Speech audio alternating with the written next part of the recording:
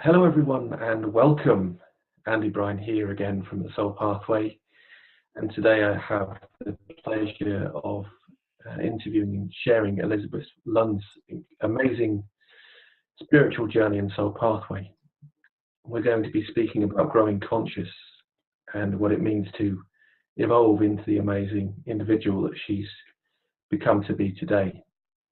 And as we all know, there is a journey, there is a process, and there are ups and downs, which she'll be sharing throughout the whole interview today.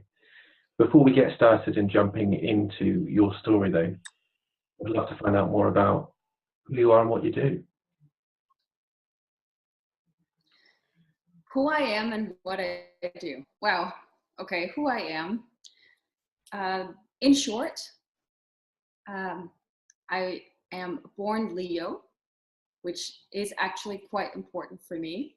I got the name Mona Elizabeth Lund Rasmussen, which also carries specific meaning for me. I was baptized on the 19th of November, and that specific day is also called Elizabeth, without my parents' knowledge. So everything in my life has kind of been carried for me, leading towards where I am right now. So I'm a spiritual being, which means that I live and breathe consciousness. I'm a multi-dimensional being, experiencing a life in a high density reality. What it means, I will not go deeper into that at this moment in time. However, what I can say is that I was born awake. I was born with my abilities, and I started exploring them at the age of 4. I gave my first clairvoyance at the age of 8, and I've been doing it ever since, on and off. Fantastic. What I do is exactly that. What I do is exactly that. I am doing what I was born to do. So helping people, assisting people on their path, guiding them with the channeled knowledge and wisdom that is being given to me from upstairs. Yeah. And in short, that would be it. That's fantastic, though. And, I always start off your journey in your old self before you were awoken in many ways. But, just with that introduction of who you are and what you do, you've very much been awoken initially. But I would say there's always a process that we go through, regardless of whether we've been awake initially or whether we've been completely unconscious to our own abilities and our own consciousness, because we're talking about growing conscious today anyway. So I'd be interested in finding out, and before asking this question, actually, I do believe our spiritual journeys and soul pathways are layers of evolutions, are layers of consciousness. So we constantly grow and transcend and evolve. So we could be starting at one place, reach, some level of completion and unification, and then our journey starts again, and our consciousness raises to another level once more as we begin the other phase of our journey. So we're going to start off with your old self. So we all start off from a place of conditioning from our parents, society, culture, those people that taught us very bad things from a young age, but those people that conditioned us. Yes. Well, sorry. I was going to say, what was your old self like before you grew into really expressing yourself as a spiritual being? Wow. Running away from self.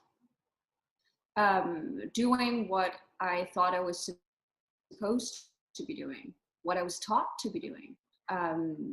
I've worked in a bank for many years. Like, I got all these educations. I kept searching for myself. So I have 3 educations behind me, and the latest one is my master's degree in international business communication and marketing.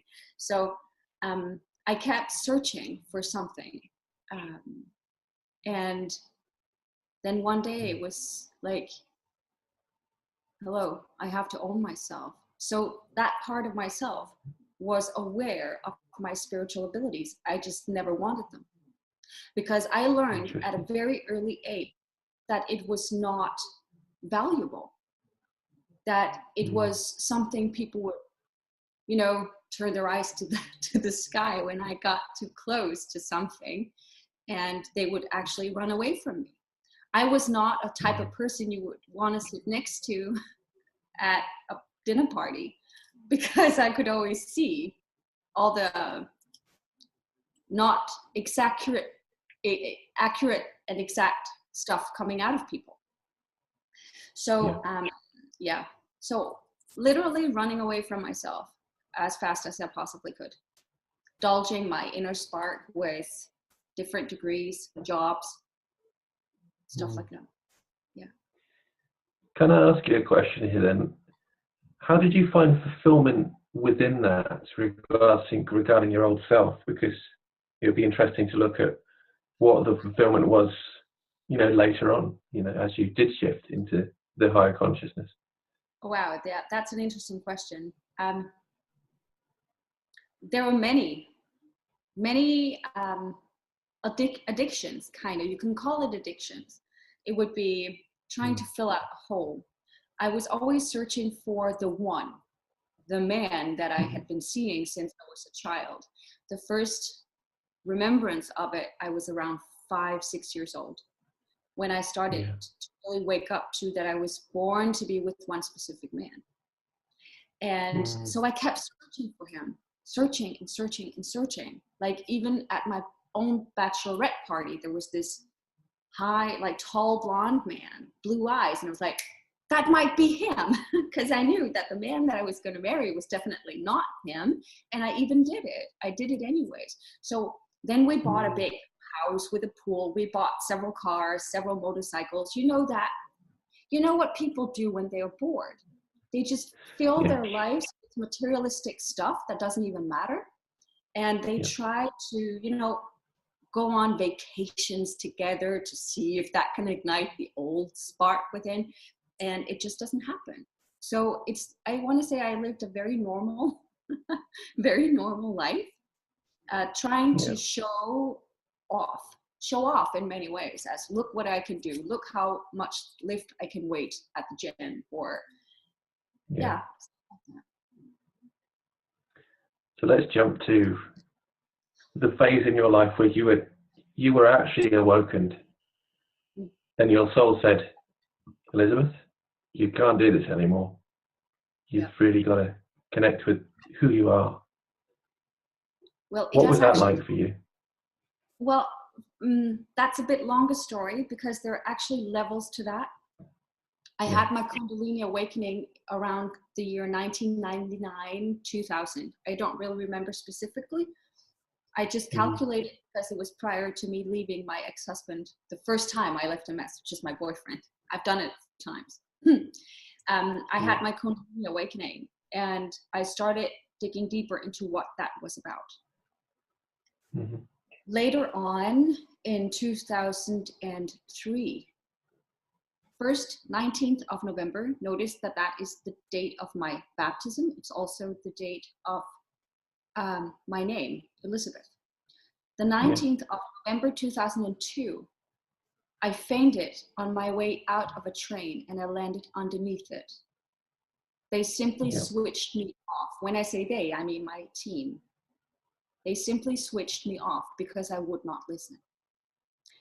On New Year's that same year, right after midnight, so 2003, 1st of January, I was attempted raped in the city of Copenhagen.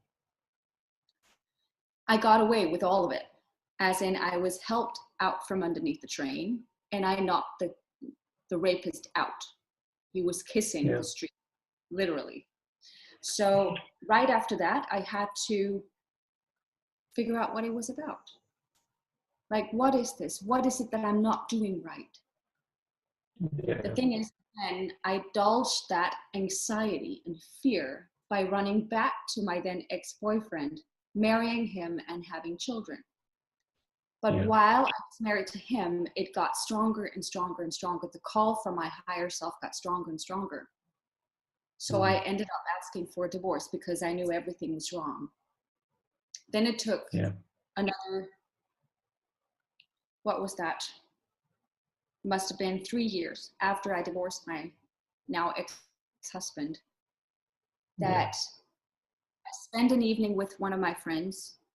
And that night I asked to see this man that I knew was coming. So I saw him quite clearly. I asked Archangel Michael in April 2012 when he said to me that I was now clear of karma.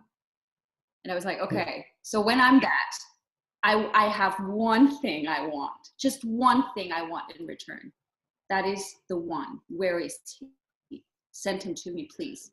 That was in April. In November, Archangel Michael showed up and showed me an image of him, like a short video. And on March 2013, this guy showed up. And I knew it exactly when he walked up the stairs. There he was. Yeah, interesting. So, sorry if I mentioned it wrong. So yeah, 2012 was the Great Awakening, actually, the gateway, the opening of the gateway. Just prior to that, free of karma in April, saw my one in November, met him 4 months later. And that is amazing. So you've got two really big awakenings there. Obviously, you've got the awakening of, that really shook you up. Obviously, the experience of being raped, finding yourself under a train. Rape, at least. Attempted rape, Apologies. And then obviously meeting the one, and that was a big shock within yourself. After those phases of awakening, I always speak about the phase of self-inquiry, and I often regard this as a place of where we battle our own egos through fear, through judgment, through conditioning. And I'd be interested to hear what your experiences were, battling with, maybe even going through some of the inner battle of, connecting with your ex-husband, and even your soul awakening of connecting with that one, and how it sparks within you. Well, again, on different levels. My ego was huge at the time compared to what it is now. I did not have any peace within. The one piece that I did gain when I met the one was that I instantly stopped my search for the one. Because the instant I saw him, I knew that I felt home. I didn't have to ever look at anyone ever again. Besides him, of course. I was not in a good state when I was with him at all. We were together for 10 months and I was not in a good state at all. I want to say it has been the toughest part of my life ever on so many levels, and to a degree that I did not exist. So even if I say that I had a huge ego, and to exist, you would have to have a huge ego. So how can I feel I don't exist when I was in my ultimate, biggest ego ever?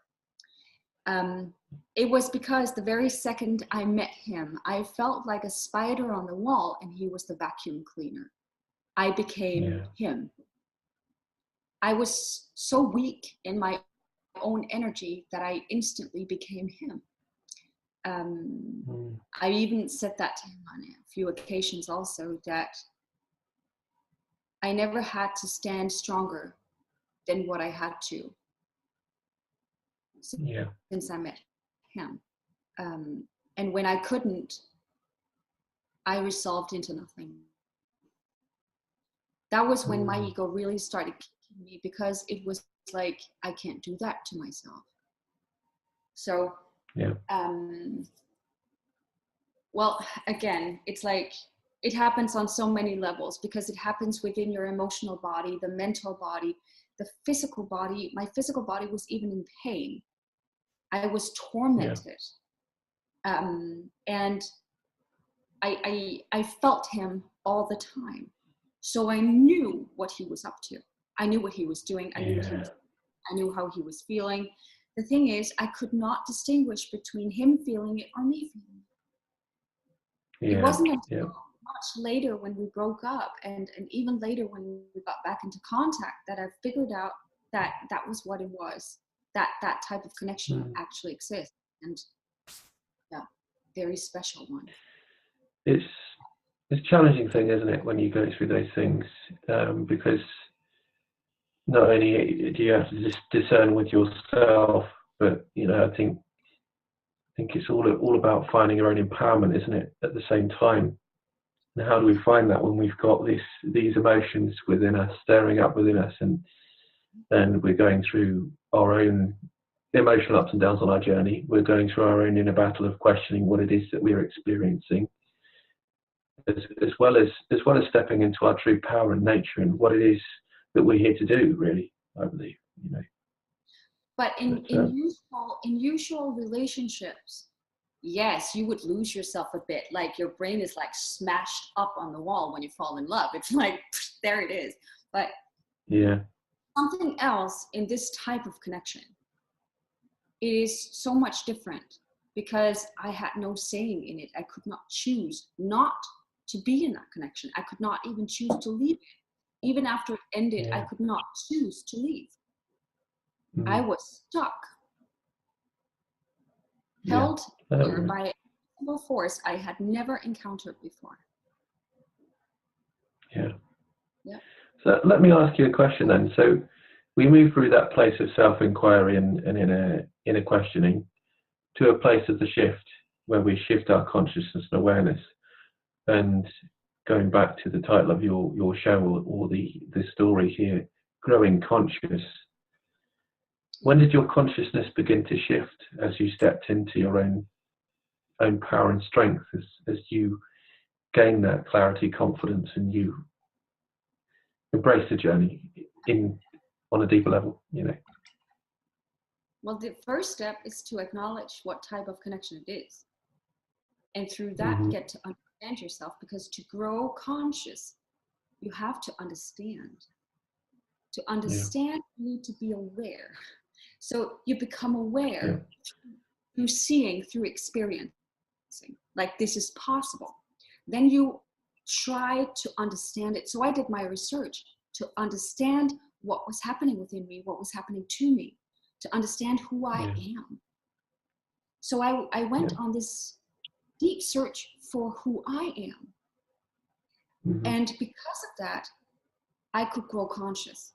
Because the more aware I got, as in the more I saw, the more I experienced, and the more I understood it, the more conscious I became. So again, like I said, spiritually, I've always traveled in the dimensions and shifted up and down. I have not been in third dimension for 20 years. So for me, growing conscious was something quite different, because it became owning myself on a whole different level than what I'd ever done before. And that was due to this, which is called twin flame journey, at least in the old paradigm, that when we do connect in this way, when we are awoken, ignited, switched on, we have to figure out what is wrong with us, because initially you feel insane. And for me, that climaxed when I started having dreams of a certain woman. And it wasn't even a dream. I would go to bed, close my eyes, and there she was. I would have all kinds of different sexual experiences with her. And for little over a year, I thought I was at least bisexual. And I started wondering, like, okay, do I have to be with a woman now? How am I going to tell my mom? And all of these things started spinning around in my head. And at one point, I was like, I want a baby. I was so fixated on having a child. And then I reconnected with this man, and I figured out, when I saw a picture of his girlfriend on his phone, that was the woman I had had sex with. And I realized that Very he had gotten interesting. her. Yeah. And that was why I wanted a baby. She had an abortion. He wanted to keep it. That was why I wanted a baby. I wanted it because he was in that situation. So I was living two physical existences through me, through my personal experience. I was living two lives. So yeah, it's very interesting, isn't it?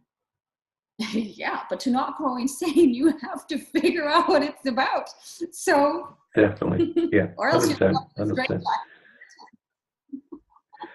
So let's so you've had the shift. You had the shift. You've gone through for a shift in understanding of some form of clarity in some ways. Yes. Yes. Now, as we grow, we've reached the next stage, really, anyway, which is what I call the phase of transcendence.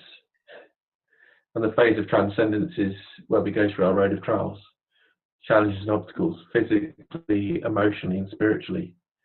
It'd be interesting to know what trials you faced in this connection on your journey, and what did you do to overcome them in order to embrace your soul as an individual.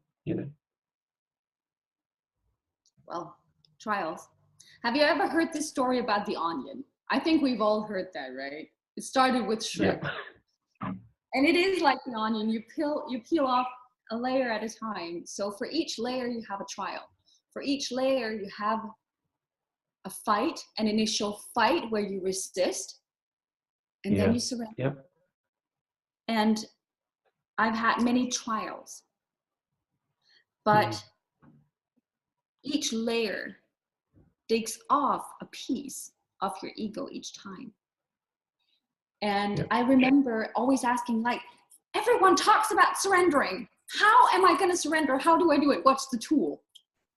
And boof, one day, he was just there. I was like, I surrender. Because you reach a point where you are so tired, you're so incredibly exhausted, and you're mainly tired of sitting there picking your own belly button, looking inwards, not socializing, but being isolated from the world. And for me, it was like, I have to get me out of this hole. So I actually surrendered. I was like, okay, come on, I give up. Like, take me wherever.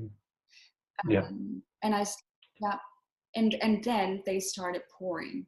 They started pouring downloads into me, pouring constantly, 24. That's a good place, isn't it? It's a good place, that place of surrender.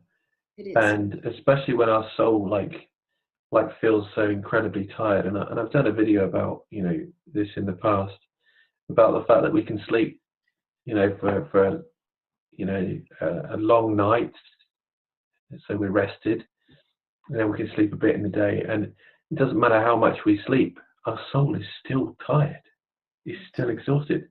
So we need to, that's when surrender is so key, because we have to make that choice of saying, I've got to honor and love myself in these moments, in these experiences, because what's important is me. And if I can give myself who I am, then I can give the wholeness of myself to others as well. So surrender was a big learning for you, was it, on your journey? Yes, but again, it comes in layers, because I've had 4 dark nights of the soul. Prior to each huge evolution in my own spirituality and consciousness, I've had a dark night of the soul. And it has resulted in depression, like maximum stress, again, resulting in a depression. And they wanted to medicate me and stuff like that. And I was like, I'm not going to do that. I'm not going to do that to myself. And I dealt with it in another way. However, it was still there for a long time. I was awake all night, and I slept during the day. So I was literally really hanging by a thread. I was not in good. So it got easier. The less ego you have, the softer a dark night of the soul becomes. The easier it gets to pull the tower from the tarot in the morning. right? Definitely. I think that tarot is a beautiful thing, though, isn't it? The tarot is just beautiful. I see that. So a lot of people see the tarot as, oh God, you got a tarot in this deck, and I think, the tarot is beautiful. I'm going to have a challenging time in this moment because the castle's going to fall down. But Yes. do you know what? Something is going to build from it. It's going to be beautiful. It's going to be amazing. Yes, exactly. And if we allow that, it could be incredible.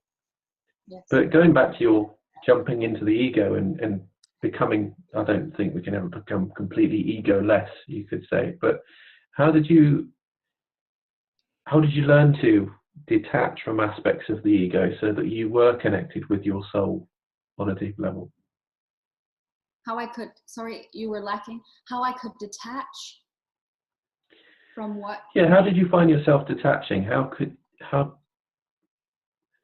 If you could pass on a learning in terms of what you did in order to detach from your ego, what would it be? Well, there is no detachment really from the ego. There is more a decrease, a constant decrease of it. And well, again, it's a process. One thing is to understand, when I understood who I am, I was humbled. That was the first step. I was humbled. When I was told what I was here to do, I was even more humbled. And the more that I got to surrender myself to my mission, the less ego. Because how can I hold ego when I'm here to do something for the collective consciousness? And for me, I cannot channel if I hold ego. So when I channel, I become the mere observer of what's happening. I'm not really present. So when I make my videos, for instance, and when I work, I can hardly remember what I've said. Many times I have to go back and listen to my own videos to hear what was said. I'm actually training to become better and better at like staying present. Meanwhile, another energy is taking over my body. However, that is my new challenge, like of figuring out how to deal with it. But a decrease of the ego comes with surrender. It comes with humbleness. Because ego is what says you are the most important in the world. And when you come to the realization of who you are, you understand that you are one with everyone. And the very second that I understood the I am presence within myself and within everything. And again, I go about things very logically. I do love science, and I love when science looks at spirituality, and they're more than welcome to come and test me. When I remember that afternoon, I was lying in my mother's couch, and I was thinking, if my little brother had come by and kicked the couch, I would have got very annoyed with him. Even if it was just the couch that he was kicking, I would feel it, and he would wake me from my meditation.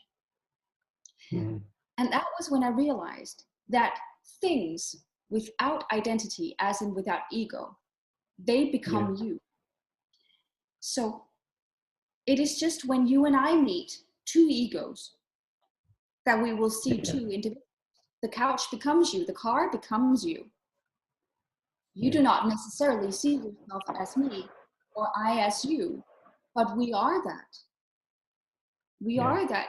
In the very second you and I interact, we tune into each other's frequencies. We cannot help but to do that. So when we do that, we actually become each other. When you're very good at this, you will go in rapport, which is something that NLP trains you in. They train you into going into rapport, but when you are without ego, you do it without thinking of it. So I never needed that training. It I was think more it's about, natural within spirituality anyway, isn't it? When you enter, like, when you reach a different level of consciousness, you tune into frequencies in terms of rapport anyway, and yes, that's a very different level of rapport that I would, speak about in the linguistic program. We have training in NLP as well, but it's that deeper level, or it's not a deeper level, it's a high level, because it's a high level of consciousness connecting with that frequency. But it's fantastic. So now we've looked at your phase of transcendence and what you've gone through there in terms of learning how to surrender, learning how to, in many ways, to detach from ego and things like that. Although I know we mentioned that it wasn't really detaching, but it was really the coming together of your ego and your soul in many ways. If I was to ask you as you move forward, I believe we reach a phase of unification, of oneness, when we become whole within ourselves. And like you mentioned, the onion, there are always layers. yes, If I was to ask there you, is. was there a place on your journey where you felt this unification and this oneness with yourself, and how did that feel like for you? It came in different steps also, but the one that I felt the deepest, the strongest, was when I went to Maui in the end of 2018. I went to pick up the union codes for my union, and I got them. Yeah. Let me tell you that. Yes, they just settled in, and I have never been in so much love. Not to be in love with someone specific outside of myself, but I was love. I was in love, like walking in a love bubble. And all I saw everywhere, no matter where I looked, was love. And it's the most beautiful thing I've ever experienced. And I want everyone in the world to be able to have that experience within themselves. That is my biggest wish for everyone here. Let me ask you a question about that unification then, because that's a beautiful state, isn't it? There's nothing more beautiful than the highest vibrations of love. It's unexplainable, really, isn't it? But if I was to ask you, do you believe your phase of transcendence was somewhat a lead up to that unification? Yes. I wouldn't have been able to ever step into that kind of love if I hadn't gone through what love isn't. And to transcend is to take layers off and become more and more vulnerable with less and less resistance, meaning less and less ego. Because your ego will tell you that it's dangerous. It's going to tell you that it's going to kill you to be that vulnerable. And yet I've never felt stronger. So actually, I could tell my ego that, listen up, you crunchy cookie, you are definitely not right about this. So it's all connected. Of course it's connected. Yeah. So I'm a personal believer that as we reflect upon our journey and in our phase of unification, to me it feels like that death and rebirth. The phase of transcendence was all those lessons of learning to grow, develop, and transcend our consciousness. But yet, our phase of unification is that death and rebirth, to be reborn, to step in that place of unconditional love and joy. Did you feel like there was that death and rebirth in your experience as well? Oh yeah. I don't know how many times. Many. Yeah. I've never been so dead and so much alive. We die a little every single time we bite off our egos. Yeah. Because the ego is all that can never die. The pain body is also connected to your ego. When there is no ego, there is no pain. It's the same thing with dying. It becomes easier and easier. Yeah. Like the dark night of the soul. It does become easier every single time, because the less or the more you have worked on yourself and your soul, the less room there is for ego, meaning the less pain you will ever experience. And Definitely. it doesn't mean that I cannot be in pain, because I can also choose to step into my ego. And when I feel treated unjust, I will definitely go into my ego for a while. I'm just not there a lot anymore. Yeah. I am quick at coming back into center, which is hard. So I've had a quick question there with regards to that as well, because we talk about pain, and I think when we go through these experiences, either we choose fear or love or fear. And one phrase came to mind within what you were just saying, in terms of your experience of that beautiful and incredible unconditional love. Would you say it is rising in love? Because as we rise in love, we rise and transcend above it into a place of joy, you know. Yes, I've actually said this so many times. I think that it's so wrong when you say I fall in love, because you can never fall in love. You only rise. So it's so funny how you should say that. It's the same in Synchronicities Danish. are always present, aren't they? Yes, and it's the same thing in Danish. When we say to be in love, we say too loved. When you are like falling in love with someone, you say, I'm so incredibly too loved. And you can never be too loved. Yeah. So we have, but it is like when we talk about falling in love, it's because our brain is smashed against the wall. Like we stop existing mentally. We go directly into our emotional body, which is a good thing. So yes, we rise in love. Most definitely. I think when I think about that falling in love, when you speak about the falling and the rising, I think the falling is the melting into that place of bliss, you know, joy, that feeling that comes from within. Yes, it can come from a higher place, but it's just that presence of that energy, which is lovely, isn't it? You know, it's just, and for me, it's not that falling, because we don't want to fall and enter the dark night of the soul anymore. We want to rise above it, but it's an interesting dynamic there where we meld into that love, you know, which is, you should embrace it. I'm trying hard to explain it, but I'm not doing very well. But, yeah, you are. Works perfectly. I would like to quote my ascended master Babuji, who passed away in 1983.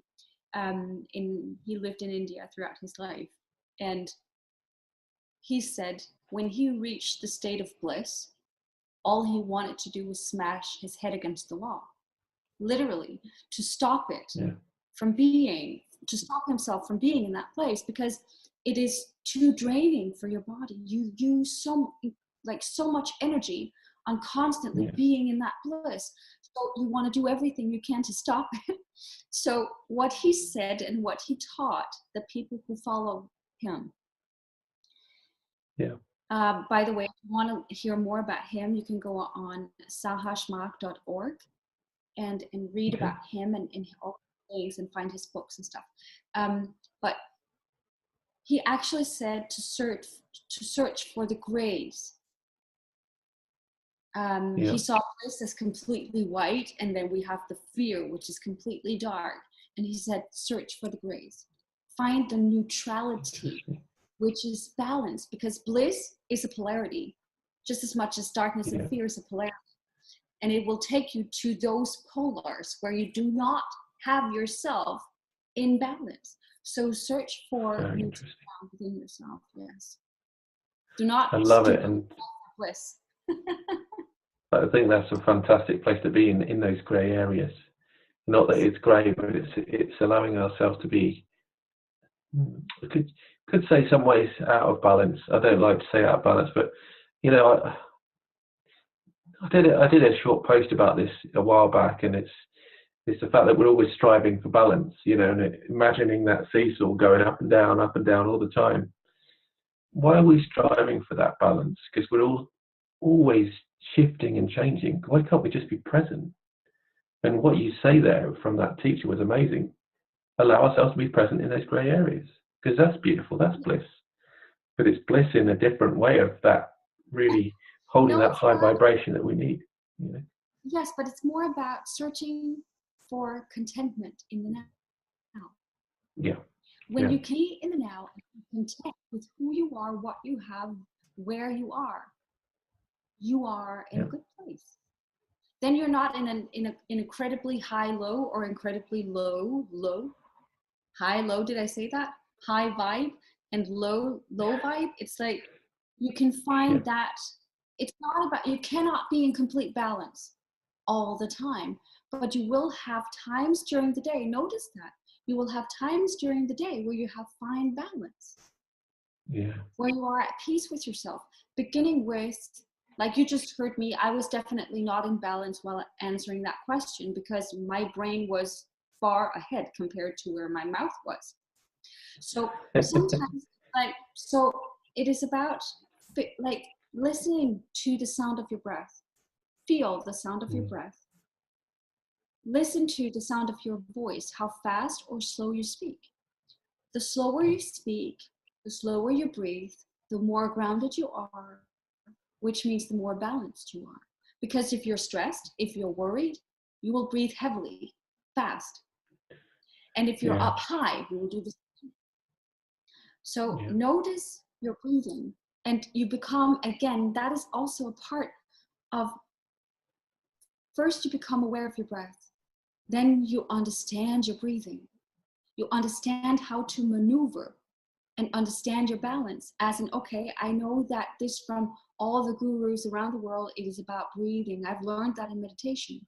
But when can I also see it? I can also see it in my talking, in the way I speak, in the way I connect with other people. That is when you grow conscious. Because you come to understand what that awareness was for. Yeah. And that's a great way to sort of come to a level of completion with the journey in many ways, because I speak about, like, after the phase of unification, we live by our higher self and our soul pathway when we're in alignment. And for me, what we spoke about there, or what you shared there, is really what it's all about. And that's a beautiful place to be, isn't it? Is there anything else you wanted to add there with regards to living in alignment, being guided by your soul each and every day? Well, there is to be in connection with your team at all times, to be open and receptive to their guidance. I could not do what I do without that. I wouldn't do what I do without that. Yeah. As in the other day, I was walking my dog and I was preparing a seminar in Holland, in the Netherlands. And so I was walking the dog and I asked, like, just through thought, thinking, sending a thought to my team, asking, why the Netherlands? Like, why there? Yes, I get that it's in Central Europe, but why that place? Yeah. And I received a message straight away saying, the Netherlands used to be a refuge for spiritual people in the 16th, 1700s or centuries. So when I came back up, I went straight to Google because I always research the answers that I get or the messages I get. I always research them because I'm not going to go out there with a bunch of CRAP. I want to go out there with something that is really something that people can use. So I looked it up and it was true. Of course it was. But I always confirm the messages I receive. I am a bit of Sherlock Holmes in me. I've always done that. So for me, that was just then another confirmation on what I am supposed to do. But walking with your guidance, when people talk about following your 1111, I don't have to look at numbers. They will send me numbers every now and again just to please me because I actually love numbers. But they don't have to send me number codes because I receive it so clearly through my other channels. So definitely, yeah. I just resigned from my apartment. They came down to me and they said, you have to leave your apartment to make room for something better. And I was like, okay, now, as in now? And I did it. And right now, I can tell you, I don't know where to live. I don't know what's going to happen in life. All I know is that I have to walk with my guidance. I have to follow it. Fantastic. I think that's a great thing. And you know, you're speaking about number sequences, and you know, I connect with number sequences. I connect with synchronicities and stories. And you know, I had a really interesting moment, you know, just last week where I was forced to trust the universe and the guidance. And it's amazing what shows up for us if we allow ourselves to follow that inner guidance, you know, trust, and you know, live from that place and space, and not necessarily look externally from ourselves, but be living from the inner world rather than the outer world. And I think that's great.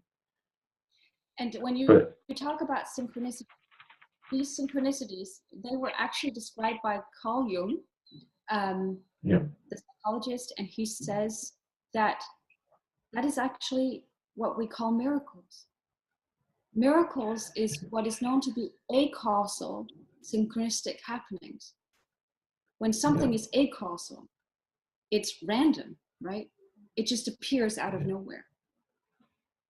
And that is, I know you told me about an experience you had, and it was exactly that things just fall into place, and they do it without you working for it.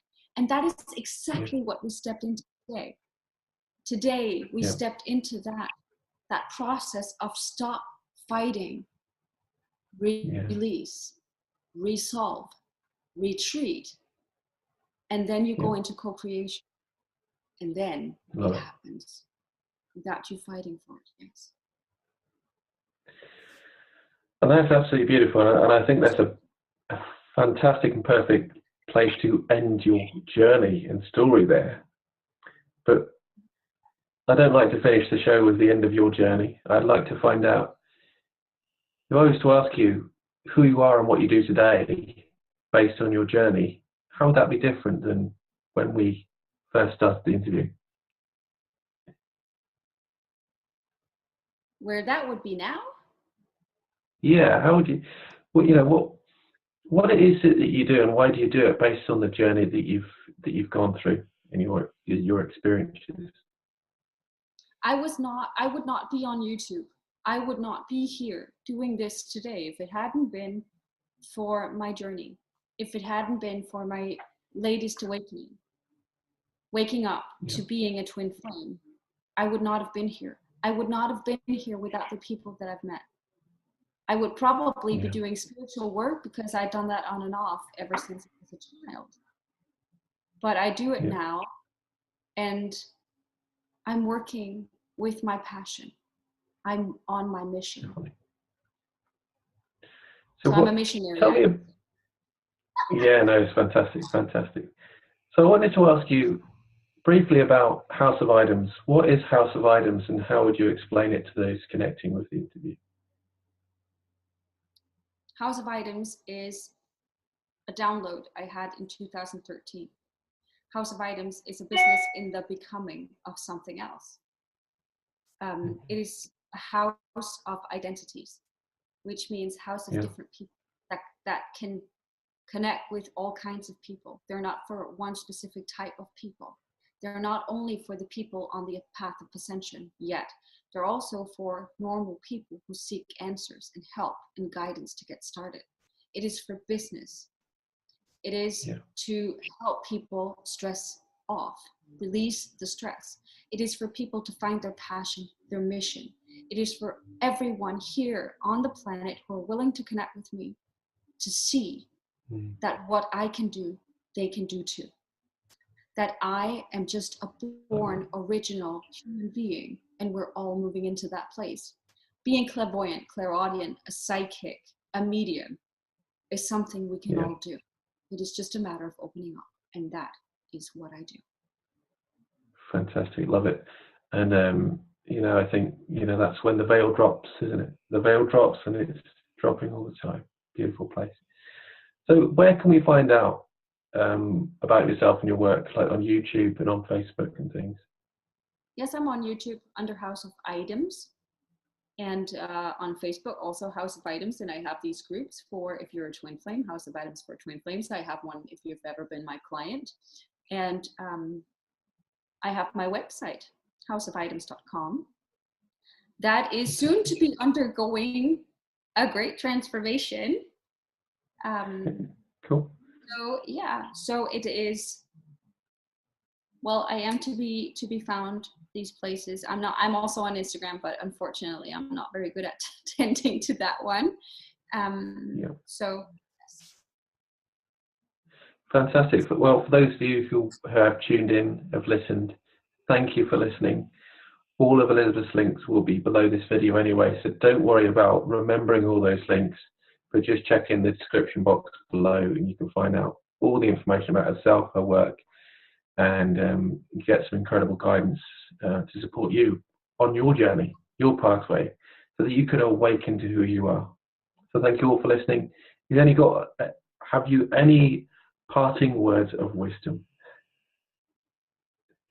There is one sentence that was downloaded from my master Jesus when I was in Maui, walking the labyrinth in the sacred garden in Makawao. And he said, "You bring peace to the world by loving yourself." Namaste. See you again soon. Bye for now.